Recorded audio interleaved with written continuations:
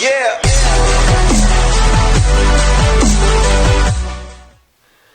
Hello everyone, hope you're enjoying the holiday season. I know I certainly am, and I know that I'm certainly enjoying the movies coming out at this time of year. And one of these movies that has been released in this time frame is Wonka, directed by Paul King, starring Timothy Chalamet as Willy Wonka, as he tries to come to this town for a new opportunity in life to sell the chocolate that he so pours his heart into, and hopes that the people of this town will enjoy it as well. Now, I was not very excited for this film, if I'm being completely honest. The trailers did not impress me at all, and I thought Timothy Chalamet, I love the guy, you know, great actor overall, but I was feeling that this wasn't quite the role for him.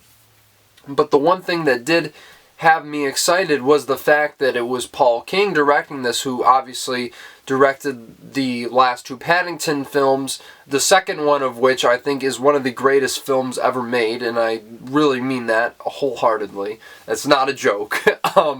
And of course he wrote this with Simon Farnaby, who also wrote the other Paddington films.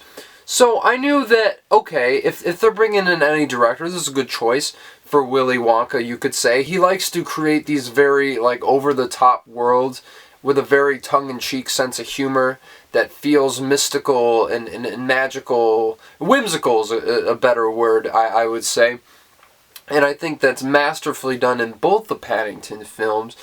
And what I will say about Wonka, this definitely feels like a Paul King film. It doesn't feel like it was made by a studio, really, for very much of it. It feels like a creative vision from a singular filmmaker, and I think that is something that should be commended.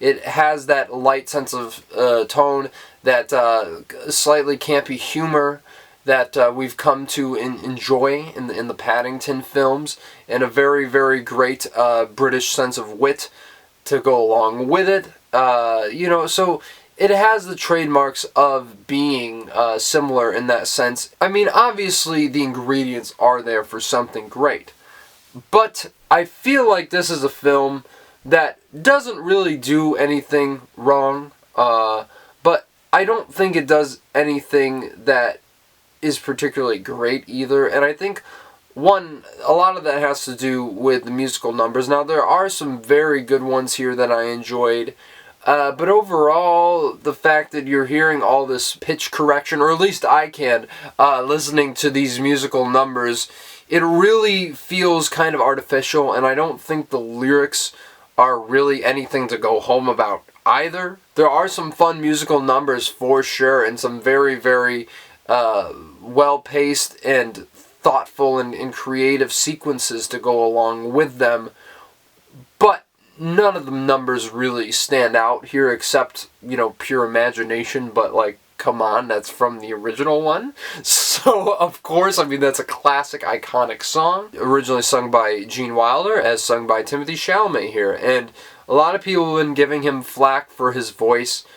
I mean, you can cut the guy a break a little bit. He's not necessarily Luciano Pavarotti, you know what I mean? Like, but even so, I feel like, with that being said, his voice isn't necessarily the strongest for this role. And look, I don't think he was the strongest for the role. I fear that my suspicions were confirmed upon watching this film, and it's not because Timothy Chalamet is bad at all. It's just, I feel like he doesn't nail Willy Wonka. He's a bit inconsistent. I think he falls flat, especially on the zany end of things.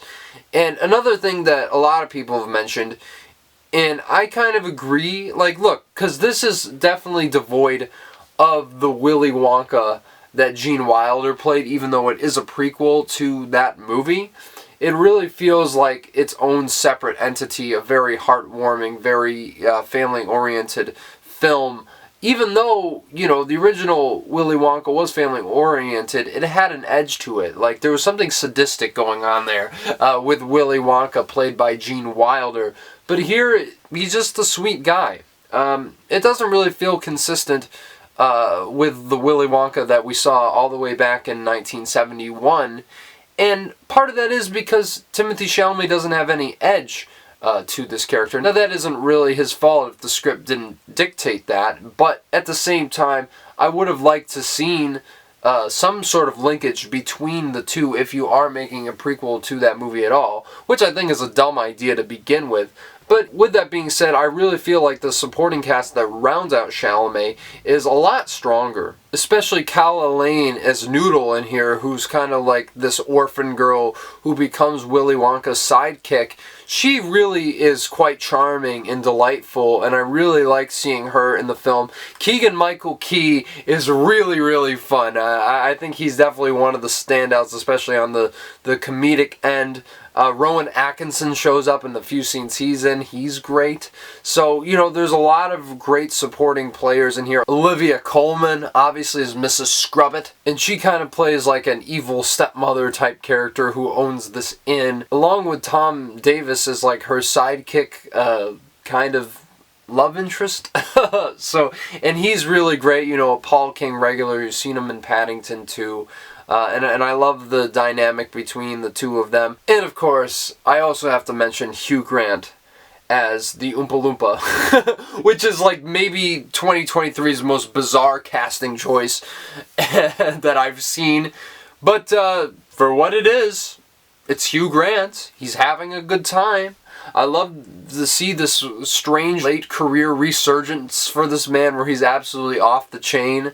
And you get a little bit of that here. Really fun role. Really weird seeing him as this, you know, kind of uncanny valley Oompa Loompa. But it didn't really disturb me. And yeah, it's a very interesting role, we'll say. But, you know, it's Hugh Grant, so you know he's going to deliver in some regard. There is a lot to enjoy about this movie, but yet again, a lot of people bring this up too. It is a very safe film.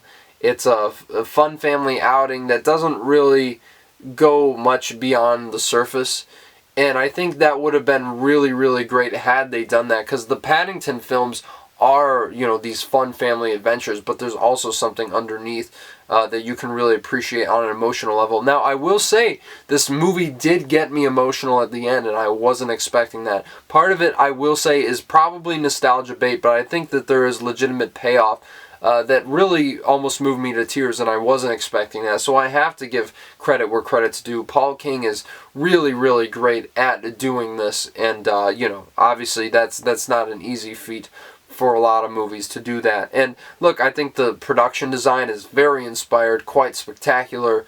Actually, could be nominated for an Oscar perhaps. I'm not going to put it at the top of my list, but I think costumes are even more of a sell. What they do with the costumes in this is absolutely brilliant. But then again, I think both of them are equally as deserving of a nomination. If anything, I think that's what this film deserves. And yet again, I mean, there's so many other great members of this cast, which I will not even get into. You just have to experience the movie for yourself, because, you know, Paul King is always going to have a great ensemble to fill out his films. I just wish the lead was as compelling as a lot of the other characters in the film. But, you know, Timmy's riding that wave. He's got Dune Part 2 next year. He's going to do just fine. And this movie will probably make a few bucks at the box office if it hasn't already. And look, yeah, it's one of those things. It's an unnecessary movie. Look, just watch the 1971 original. It's a classic film for a reason. Didn't need to have a prequel at all. Yet again, Hollywood syndrome is slipping into these classic films and peddling out stuff that we don't necessarily need, but it is a fun time nonetheless. It's certainly not disposable in the slightest, I would say, but isn't one that you're really going to run home about either. It was fine. You know, Wonka, I'm glad I saw it. I'm glad I supported it. I luckily got a free upgrade to IMAX and see it, so I'm never going to complain about that. But definitely not one I'm going to revisit again whatsoever. And I'm going to give Wonka 6 out of 10. You know, I was hoping for a bit more from the director of Paddington and the creative team behind those movies as well. But, you know, this fell a little bit flat in a lot of ways. And, you know, there's still a lot to enjoy about it, so check it out for yourself if you want to see it. If you have a family, sure, it's a good family film for the holidays that you can take your kids to and sit down and watch, throw some popcorn in your face. It'll be a nice time, but don't expect anything too spectacular, though I know a lot of people have been enjoying this movie a lot. And yeah, so go view it for yourself. Let me know what you think down in the comments below. Smash the like button if you like this review, and subscribe if you haven't already, because there's going to be a lot more movie reviews soon, especially a documentary that I'm going to be talking about next. Really excited to talk about that and share my thoughts on this a bit more obscure film that I think you guys should absolutely see. And a lot more to come soon. Just got to figure out a few things, and you'll be the first to know what movie reviews are coming out as soon as I do. So yeah, guys, in the meantime, you take it easy, and I'll talk to you guys soon.